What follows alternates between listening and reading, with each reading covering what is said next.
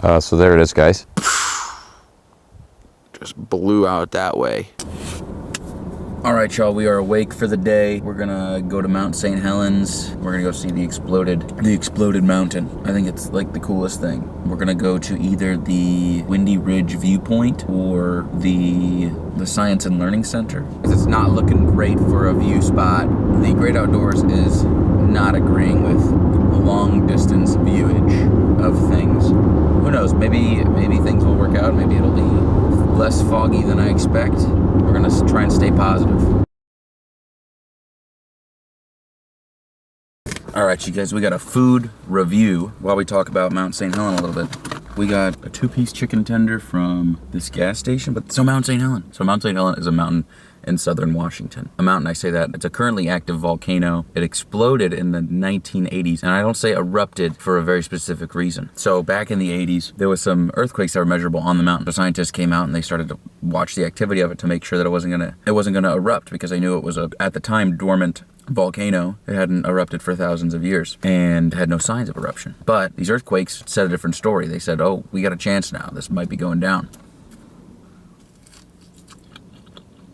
That's damn good.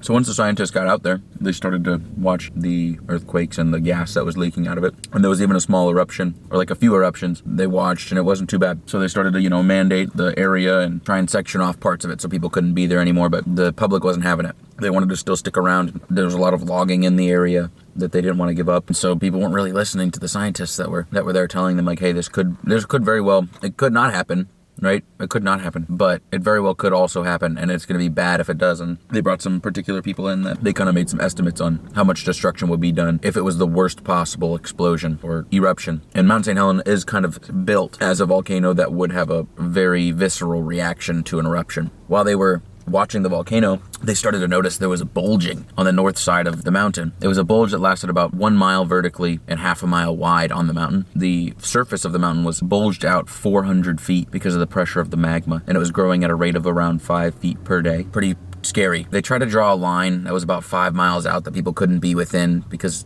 it would just get wiped out if they did. People weren't really listening to it, and also 5 miles was a small estimate, a short estimate.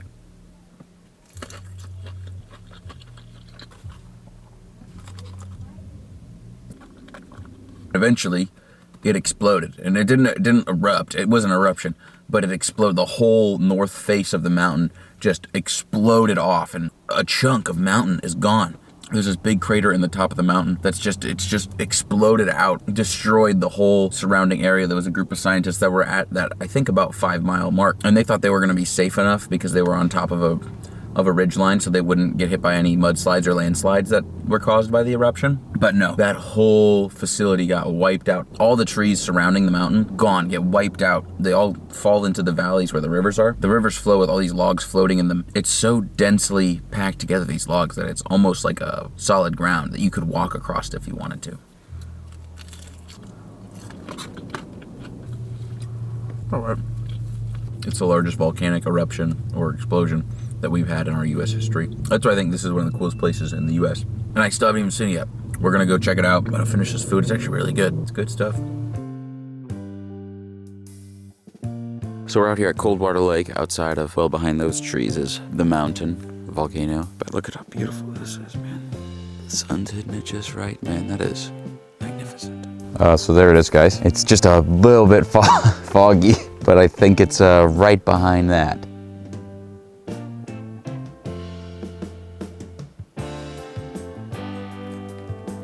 The explosion occurred.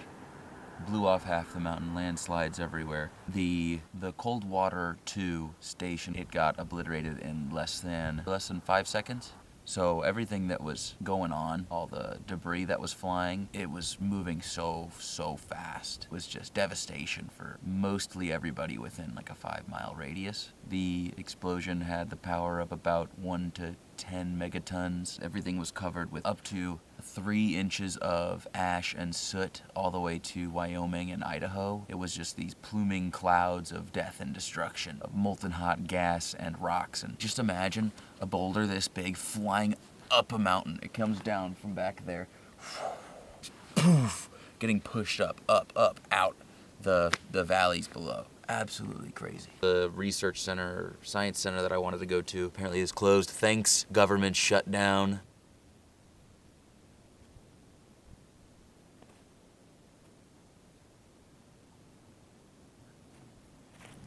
That's it. That's the mountain. Oh man, I freaking wish. There's so much fog. It's like a fog storm coming through. That's crazy. Come on, show yourself. Yeah. There it is. I think that's the front end of the ridge right there. So I was a little bit off. It's right where I'm pointed at right now, right in the middle. That is the U that got blown out of the mountain this way. Over towards this beautiful stuff over here. God, look at how beautiful this is. Even with the fog and everything, this is magnificent. But yeah, so that's where the dome exploded. The bulge was coming out of that side of the mountain and then just blew out that way. Destroyed everything, which I believe Spirit Lake is behind this, which is kind of what got the beast of the shot. Look at all this. I'm just little old me.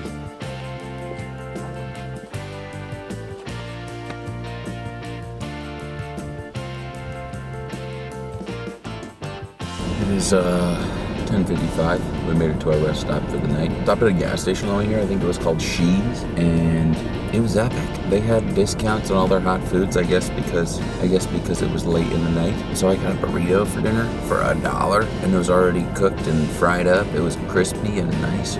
And the wings said they were originally 99 cents, and then on the little sign it said minus 99 cents. And I didn't ask. I regret that because I think they might have been free gas station wings, but free gas station wings. I'm dead tired. I'm gonna go lay down and sleep. But tomorrow we're gonna do a little breakfast joint, get a pecan roll. We ended up in Idaho, in like that top little peak part of Idaho, Coeur d'Alene. That was Mt St Helen, guys. That was pretty cool to see. See you guys tomorrow.